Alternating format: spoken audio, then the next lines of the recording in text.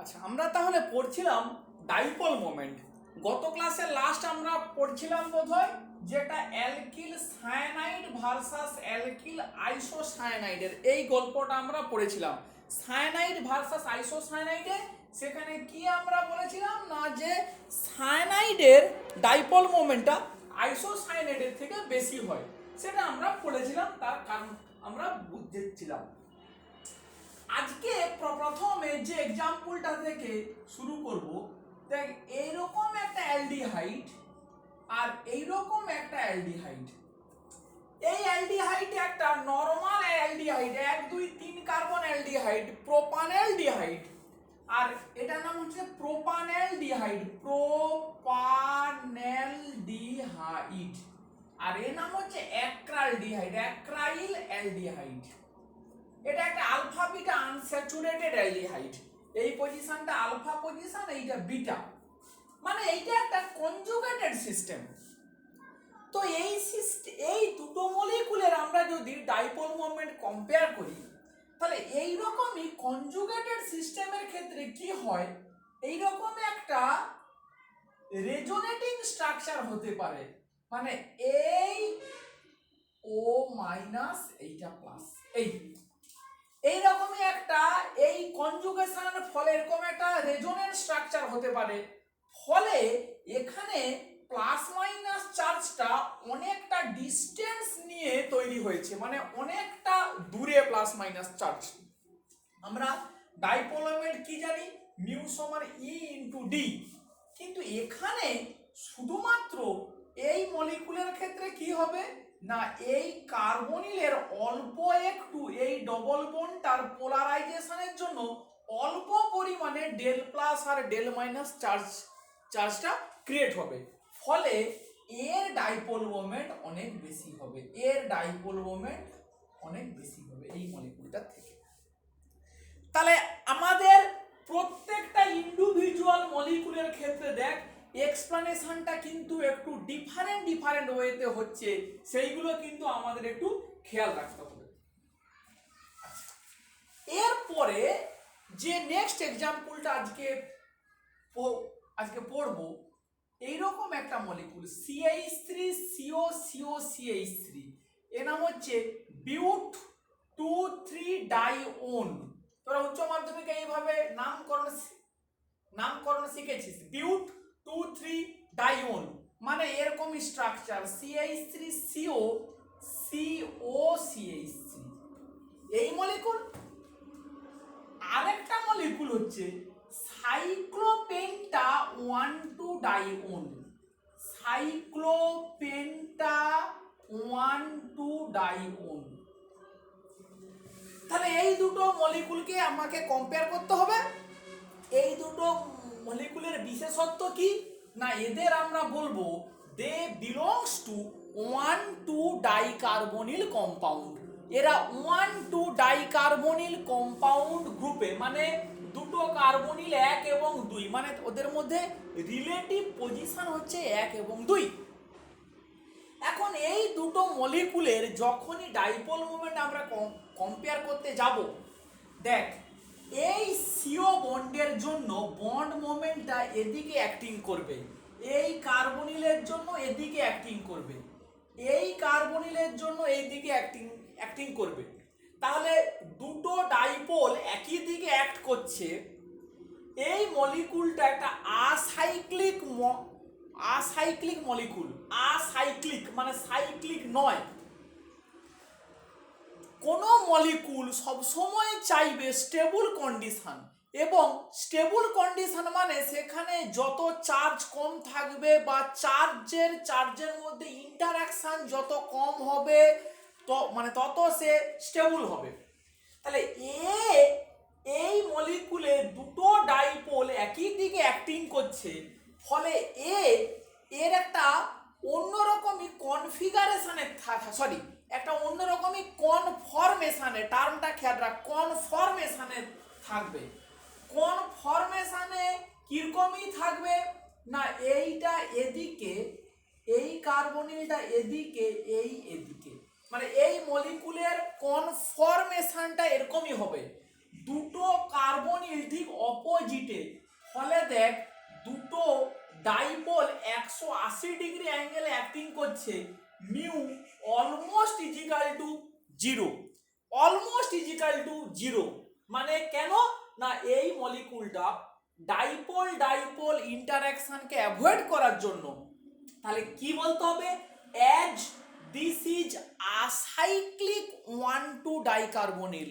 টার্মটা শোন, as this is a acyclic 1,2 dicarbonyl molecule to avoid the 1,2 dipolar repulsion. মানে এই যে 1 এবং 2 পজিশনে, মানে রিলেটিভ 1-2 পজিশনে, রিলেটিভ 1-2 পজিশনে এই যে দুটো ডাইপোল মোমেন্ট একে অপরকে রিপালশন করবে, একে আমরা বলবো 1,2 ডাইপোলার রিপালশন। তাহলে কি বলবো, to avoid 1,2 dipolar repulsion this molecule will attain a anti-conformation. In this anti-conformation, two dipole acts in opposite manner. So net dipole moment almost zero. But in case of cyclic 1,2 diketone, for this type of cyclic structure which is rigid, cyclic structure মানে rigid structure, it cannot attain anti-conformation। মানে এর মতো এইভাবে এ কিন্তু কোনোদিনও ঘুরে এরকম করে অ্যান্টি কনফরমেশন পেতে পারে না, সেটা সম্ভব নয়, কারণ এটা সাইক্লিক স্ট্রাকচার, এটা একটা রিজিড স্ট্রাকচার। তাহলে কি হবে না, এখানেও তাহলে ডাইপোল ডাইপোল আছে, এই ডাইপোল ডাইপোল রিপালশনটা থাকবে।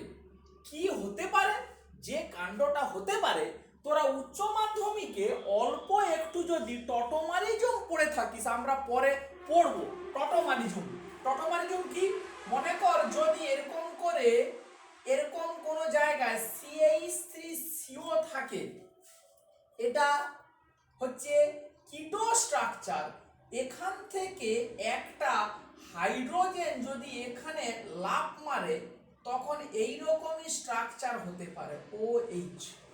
এই দুটো স্ট্রাকচারকে বলবো আমরা একে অপরের টটোমার স্ট্রাকচার, টটোমার। এইটাকে বলা হয় কিটো স্ট্রাকচার, এইটাকে বলা হবে ইনল স্ট্রাকচার। ইনল মানে এই ডবল বন্ডের ইন, OH এর জন্য অল, সব মিলিয়ে বলা হয় ইনল। তাহলে এই দুটো স্ট্রাকচার এরা একই মলিকুল, মানে এই মলিকুল এরকমই দুটো স্ট্রাকচারে এক্সিস্ট করতে পারে ইকুইলিব্রিয়ামে। এই দুটো স্ট্রাকচারকে বলা হয় একে অপরের টটোমার, এবং ফাংশনাল গ্রুপের নাম হিসাবে এটা কিটো স্ট্রাকচার, এটা ইনল স্ট্রাকচার, সেই হিসাবে এদের বলা হয় কিটো এনল টটোমার। কিটো এনল টটোমার আমরা পড়বো, কিটো এনল টটোমারিজম আমরা পড়বো।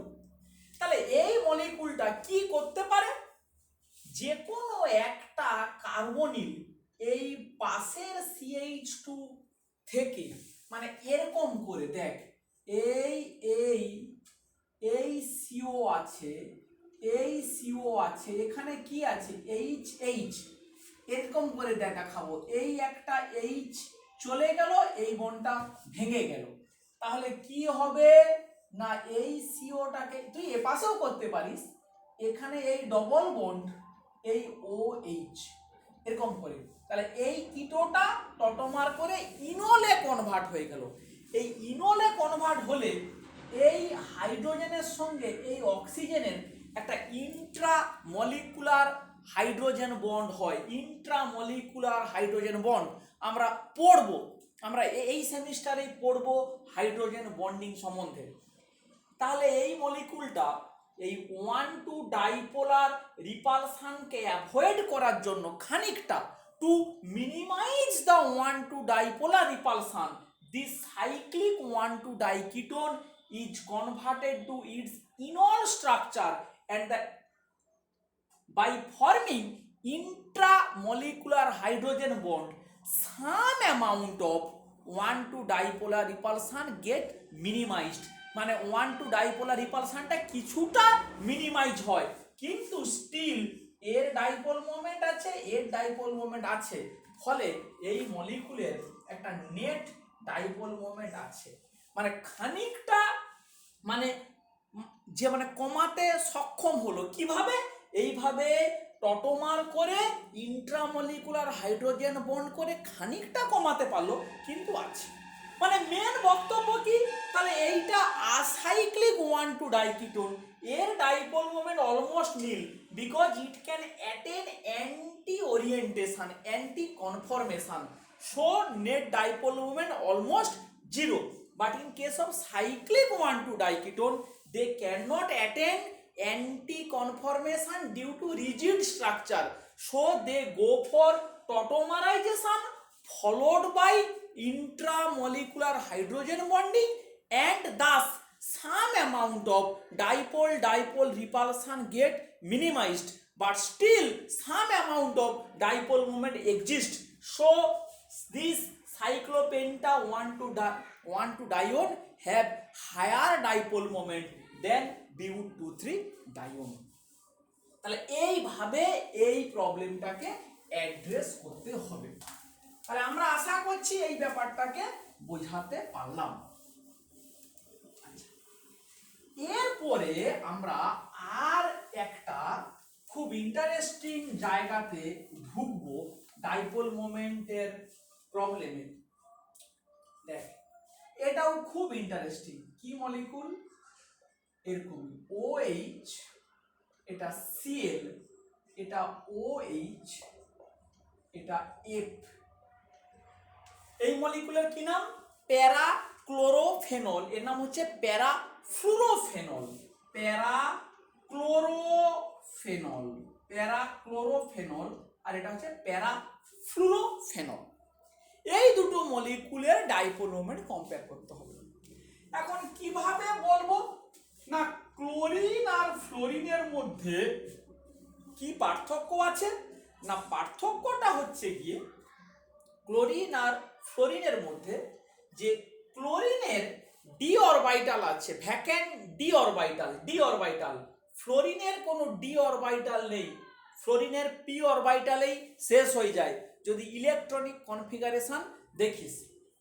তাহলে প্যারাক্লোরোফেনলের ক্ষেত্রে কি হতে পারে?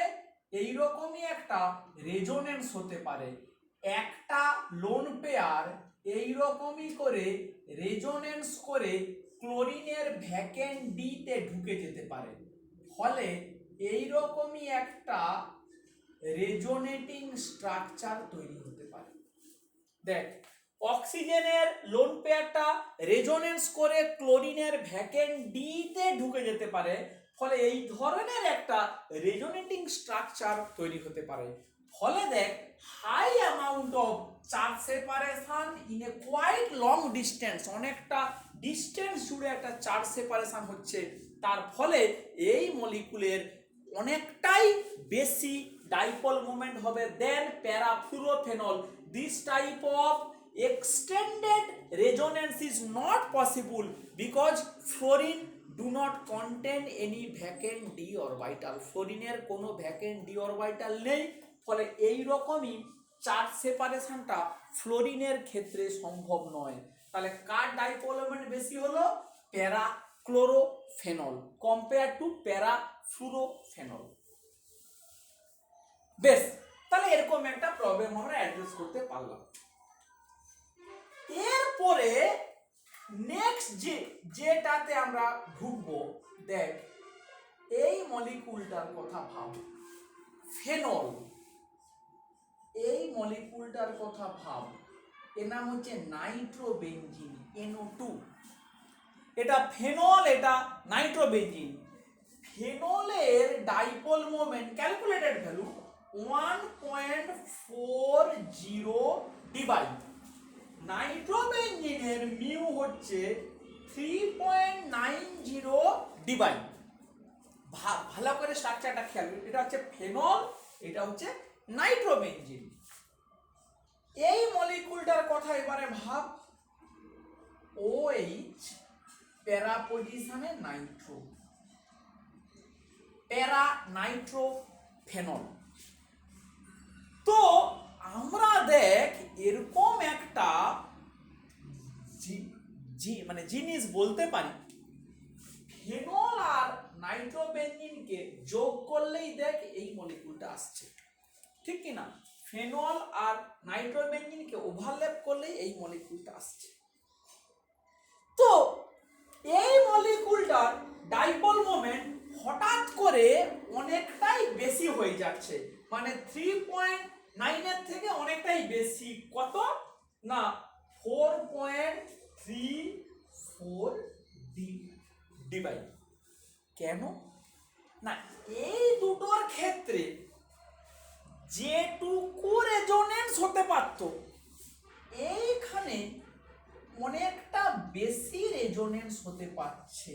আমরা এই রেজোনেন্স স্ট্রাকচারগুলো আগে পড়ে ফেলেছি, মানে OH প্লাস N, এই O মাইনাস N প্লাস, মানে এই দুটো মলিকুলকে যোগ করলে এইটা হচ্ছে, কিন্তু এর ডাইপোল মোমেন্টটা অনেক বেশি এদের তুলনায়। তার কারণ এ দুটোকে যোগ করলে রেজোনেন্সটা অনেক বেশি প্রমিনেন্ট হচ্ছে, অনেকটা দূর, মানে অনেকটা ডিস্টেন্স মিলিয়ে রেজোনেন্সটা হচ্ছে, ফলে এর ডাইপোল মোমেন্টটা এ দুটোর থেকে অনেকটাই বেড়ে গেল।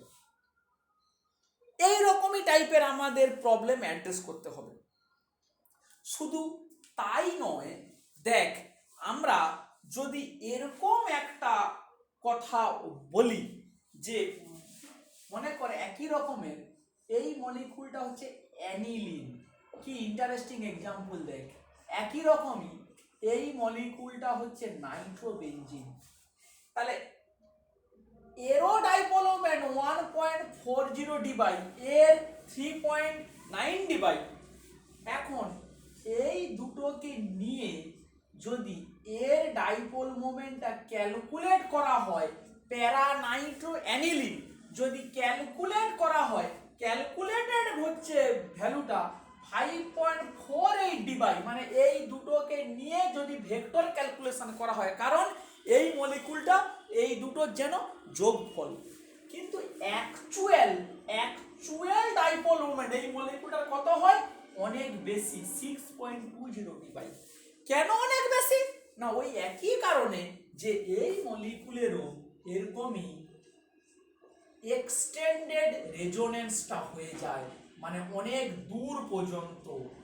এই অ্যামিন এটা এই গেল এই খুলে গেল, ফলে প্যারা নাইট্রো অ্যানিলিনের ক্ষেত্রে থ্রু রেজোনেন্স অনেকটা জায়গা জুড়ে, অনেকটা ডিস্টেন্স জুড়ে রেজোনেন্সটা পসিবল হচ্ছে, ফলে ডাইপোল মোমেন্টটা অনেকটা বেড়ে যায়। এই দুটোর ভেক্টর সামেশন করে ক্যালকুলেটেড যে ভ্যালুটা হয় তার থেকেও অনেকটা ভ্যালুটা বেশি, মানে ভেক্টর সাম করলে 5.48 ডিভাই হয়, কিন্তু অ্যাকচুয়ালি যেটা হয় সেটা 6.2। কেন না এই রকম এক্সটেন্ডেড রেজোনেন্সটা অনেক দূর থেকে হয়, ফলে ডিস্টেন্সটা অনেক বেড়ে যায় এবং চার্জটাও অনেক বেশি প্রমিনেন্টলি সেপারেট হয়ে যায়।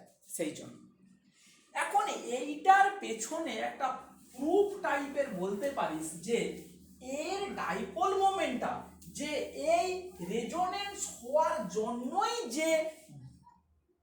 যে মানে এতটা বেশি হয়ে যায়, তার একটা প্রমাণ দেখ, কি অসাধারণ প্রমাণ।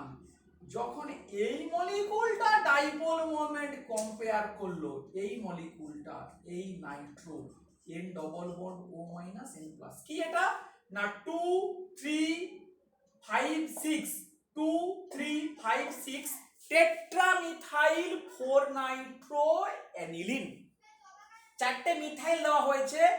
এই মলিকুলের ডাইপোল মোমেন্ট এর কত ছিল না 6.2 ডিভাই, চারটে মিথাইল যেই দিয়ে দেওয়া হলো এর ডাইপোল মোমেন্ট কমে গেল 4.98 ডিভাই। কেন কমে গেল? তার কি কারণটা না তার কারণটা দেখ, তোরা অলরেডি জানিস নাইট্রো গ্রুপ যার সাইজ খুব বড়, তার অর্থ পজিশনে যখন দুপাশে দুটো মিথাইল আছে, তখন এই দুটো মিথাইলের জন্য এই নাইট্রোটা কি হবে, আউট অফ প্লেন হবে। This nitro will become out of plane. So steric inhibition of resonance will occur, মানে এই নাইট্রোটা আউট অফ প্লেন মানে পারপেন্ডিকুলার প্লেনে ঘুরে যাবে, ফলে এই নাইট্রোটা এই বেঞ্জিন রিং এর সঙ্গে সেম প্লেনে আর থাকছে না, ফলে এক্সটেন্ডেড রেজোনেন্সটা করতে পারবে না। তাহলে এক্সটেন্ডেড রেজোনেন্স যদি করতে না পারে, তাহলে এই রকমই এত দূর পর্যন্ত যে রেজোনেন্সটার জন্য চার্জ সেপারেশনের যে ডিসটেন্সটা বাড়ছিল সেইটা হবে না, ফলে ডাইপোল মোমেন্ট আবার একটু কমে গেল। এখানে এই এই মিনটার জন্য কিন্তু কিছু হবে না, এর সাইজ ছোট, এর রেজোনেন্স করতে পারবে রিং পর্যন্ত, রিং থেকে নাইট্রোর ভেতরে আর ঢুকতে পারবে না, বিকজ নাইট্রোটাই আউট অফ প্লেন হয়ে যাবে, নাইট্রোটাই আউট অফ প্লেন হয়ে যাবে। তাহলে এই ধরনের প্রবলেমটাও আমরা ডিসকাশন করে ফেললাম। আচ্ছা বেশ, এবারে নেক্সট আরেকটা টাইপের প্রবলেম দেখ, এটা তোরা খানিকটা করবি কি না, ডাইক্লোরোবেনজিন ClCl, অর্থো ডাইক্লোরোবেনজিন, মেটা ডাইক্লোরোবেনজিন আর প্যারা ডাইক্লোরোবেনজিন, এই তিনটের ডাইপোল মোমেন্ট আমাকে কম্পেয়ার করতে হবে। তাহলে কি বলবি, একটা CCl বন্ডের একটা কিছু বন্ড মোমেন্ট আছে, একটা CCl বন্ড, তার মনে কর ডাইপোল মোমেন্ট হচ্ছে μ1। তাহলে ভেক্টরের নিয়ম হচ্ছে টোটাল ডাইপোল মোমেন্ট হবে √μ1 square plus μ2 square plus 2 μ1 μ2 cos theta. তাহলে কি আমরা বললাম না, নেট ডাইপোল মোমেন্ট কি হবে না μ1 square μ2 square plus 2 μ1 μ2 cos theta. cos theta মানে কি, এই দুটো ভেক্টরের মধ্যে অ্যাঙ্গেলটা কত। অর্থ পজিশনের জন্য থিটা সমান 60 ডিগ্রি, মেটার জন্য থিটা সমান 120 ডিগ্রি, প্যারার জন্য থিটা সমান 180 ডিগ্রি। তাহলে তোরা এইখান থেকে মানে করবি, এক্ষেত্রে μ1 সমান কি হবে μ2, কারণ দুটোই CCl বন্ড, তাহলে এবং এখানে থিটার ভ্যালু বসাবি, বসিয়ে এই তিনটে রিলেটিভ ডাইপোল মোমেন্টটা ক্যালকুলেট করবি। কি বললাম, একটা বন্ডের ডাইপোল মোমেন্ট, একটা বন্ড যখন বলছি তখন তার বলা হবে বন্ড মোমেন্ট কত μ1, অন্য একটা বন্ডের বন্ড মোমেন্ট কত μ2।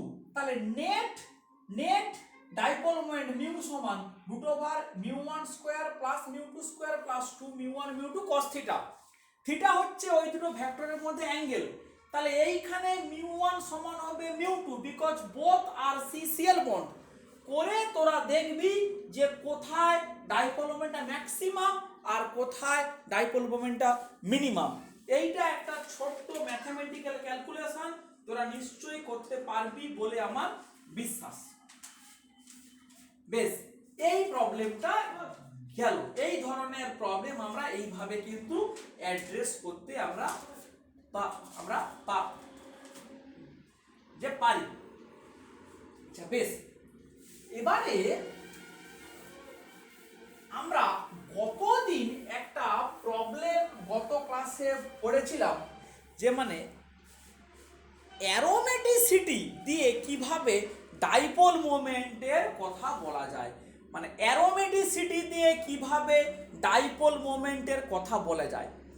যেমন ধর আমি যদি এরকম করে বলি, যে এরকম কোশ্চেন দেয় যে why azulene molecule have dipole moment although it is a hydrocarbon। মানে অ্যাজিউলিন মলিকুলের কথা কি বলা হয়েছিল, একটা 7 মেম্বার রিং আর ওর সঙ্গে একটা 5 মেম্বার রিং, এই এই এই এই আর এই ছিল আমার অ্যাজিউলিন মলিকুল, পুরোটাই কনজুগেটেড 7 5। এইটা একটা হাইড্রোকার্বন, এর ডাইপোল মোমেন্ট আছে। আমরা কি করে বুঝিয়েছিলাম না, এটাকে এই করে দে রেজোনেন্স করলে কি হচ্ছে না, সমস্ত এইটা মাইনাস, এই ডবল বন্ড, এই প্লাস, এই ডবল বন্ড, এই ডবল বন্ড, এই রিংটাও ইন্ডিভিজুয়ালি 6 পাই, এই রিংটাও ইন্ডিভিজুয়ালি 6 পাই। তাহলে কি হয়ে গেল, পুরো সিস্টেমটা অ্যারোমেটিক হয়ে গেল, কারণ এটাও 6 পাই, এটাও 6 পাই। এবং এই অ্যারোমেটিসিটিটা অ্যাটেন্ড করার জন্য, বিকজ আমরা জানি যে অ্যারোমেটিসিটি অ্যাটেন্ড করলে that system will became stable, তাহলে একটা চার্জ সেপারেশন হলো, এই রিংটা নেগেটিভ চার্জ, এই রিংটা পজিটিভ চার্জ, ফলে এ পাশ থেকে এই দিকে ডাইপোল মোমেন্ট থাকবে, এ পাশ থেকে এই দিকে ডাইপোল মোমেন্ট থাকবে। তাহলে এর নাম হচ্ছে অ্যাজিউলিন। তাহলে এর সাথে আমাকে যদি কম্পেয়ার করতে বলে যে পেন্টালিন, এর কিন্তু ডাইপোল মোমেন্ট নেই। পেন্টালিন দুটো 5 মেম্বার রিং, এই এই এই এই, এর নাম কি পেন্টালিন। এখানে দেখ এর কেন ডাইপোল মোমেন্ট নেই, একে যদি এরকম করে আমি চেষ্টা করি, একটা রিং অ্যারোমেটিসিটি পাবে, অন্য রিংটা কিন্তু পাবে না, সরি এই মাইনাস, এই ডবল বন্ড, এই প্লাস। তাহলে এইটা হলো 6 পাই, এটা হলো 4 পাই, তাহলে এটা হলো অ্যারোমেটিক 4 পাই, মানে এটা হলো অ্যান্টি অ্যারোমেটিক, অ্যান্টি অ্যারোমেটিক।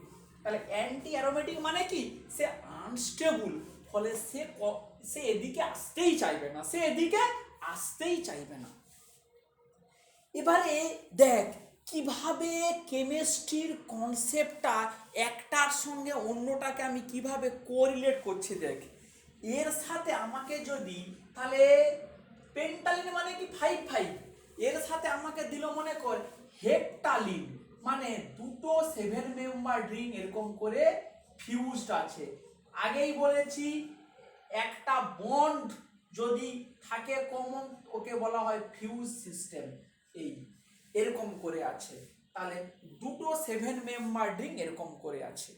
তাহলে এক্ষেত্রে কি করব, যে দেখ এটাকে এই দেই, এটাকে এই তুলে দিই, তাহলে কি দাঁড়াচ্ছে, দুটো 7 মেম্বার রিং, এই এই এই এই এই এই এই, তাহলে কি দাঁড়ালো, এটা এই, এটা এই, এই ডবল বন্ড, এই প্লাস চার্জ, এখানে কি দাঁড়াচ্ছে, এই এই এই মাইনাস চার্জ। এইটা কি হলো, এই দিকটা হলো 6 পাই, এটা হচ্ছে অ্যারোমেটিক, এটা 8 পাই, 8 পাই, 8 পাই নয় 2 4 6 8, কিন্তু এটা 7 মেম্বার রিং। আমরা কি জানি 7 মেম্বার রিং এটা কি হয় না, উইথ নেগেটিভ চার্জ, এটা হয় নন প্ল্যানার, নন প্ল্যানার, ফলে এটা কি হয়ে যায়, নন অ্যারোমেটিক, নন অ্যারোমেটিক। তাহলে এখন যদি আমাকে যদি রিলেটিভলি কম্পেয়ার করতে বলে যে পেন্টালিন আর হেপটালিন, এর নাম কি হচ্ছে হেপটালিন, এইভাবে কিন্তু আমাদের শিখতে হবে পেন্টালিন আর হেপটালিন, এদের মধ্যে যদি ডাইপোল মোমেন্ট কম্পেয়ার করতে বলে, দেখ পেন্টালিন এটা হচ্ছে অ্যারোমেটিক, এটা অ্যান্টি অ্যারোমেটিক, কিন্তু হেপটালিনের এটা অ্যারোমেটিক, এটা নন অ্যারোমেটিক, ফলে এ স্টেবিলিটি দেবে, অ্যান্টি অ্যারোমেটিসিটি আনস্টেবল করবে, এদিকে যেতেই চাইবে না। হেপটালিনে এ স্টেবিলিটি দেবে, এ কি করবে না, স্টেবিলিটিও দেবে না, ইনস্টেবিলিটি দেবে না, সিমিলার স্টেবল, ফলে এ খানিকটা এদিকে আসতে পারে। কিন্তু অ্যাজিউলিনের এটাও অ্যারোমেটিক, এটাও অ্যারোমেটিক, এও স্টেবিলিটি দেবে, এও স্টেবিলিটি দেবে, ফলে এ পুরোপুরি এদিকে আসতে চাইবে, ফলে এখানে চার্জ সেপারেশনটা হবে ম্যাক্সিমাম, ফলে এ হবে টোটালি হাই ডাইপোল মোমেন্ট। তারপরে এই হেপটালিনের অল্প একটু থাকবে, কারণ একদিকটা অ্যারোমেটিক আর এর দিকটা নন অ্যারোমেটিক, ফলে এদিকে যদি এটা আসেও মানে অ্যাটলিস্ট আনস্টেবল তো হচ্ছে না, কিন্তু পেন্টালিনের এই রিংটা আনস্টেবল কারণ এটা অ্যান্টি অ্যারোমেটিক, ফলে এ কোনোভাবেই অল্প পরিমাণে হলেও চার্জ সেপারেশন করবে না। তাহলে আমাদের দাঁড়ালো সব থেকে কম হবে পেন্টালিন, তারপরে হেপটালিন, তারপরে মানে সব থেকে বেশি হবে কার না অ্যাজিউলিন সিস্টেম। তাহলে এইভাবে দেখ ডাইপোল মোমেন্টের কনসেপ্ট আমরা করতে পারছি। তোদেরকে একটা টাস্ক দিচ্ছি, নিজেরা একটু চেষ্টা করিস তো যে এই মলিকুলগুলোর ডাইপোল মোমেন্ট কিভাবে কম্পেয়ার করতে পারিস। এই থ্রি মেম্বার রিং, এই ডবল বন্ড মাঝে ডবল বন্ড আছে, থ্রি মেম্বার ডবল বন্ড দিয়ে জোড়া, এই ধরনের মলিকুলকে বলা হয় ফালভিন স্ট্রাকচার 3-3। তারপরে মনে কর বললাম যে 5-5 এইটা, তারপরে মনে কর বললাম 7 আর একটা হচ্ছে গিয়ে 7 এই, তাহলে এর নাম হচ্ছে কি ট্রাই ফুলভালিন, এটা হচ্ছে পেন্টাফুলভালিন, ট্রাই ফুলভালিন, এর নাম হচ্ছে পেন্টাফুলভালিন, এর নাম হচ্ছে হেপ্টাফুলভালিন, এইভাবে এদের নাম।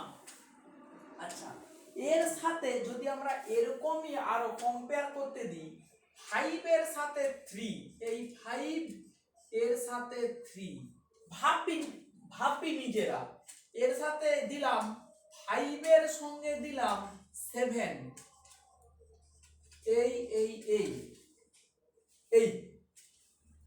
এগুলো একটু চিন্তা করিস তো পারবি, মানে একটু ঠিকঠাক ওয়েতে চিন্তা করলে পারবি।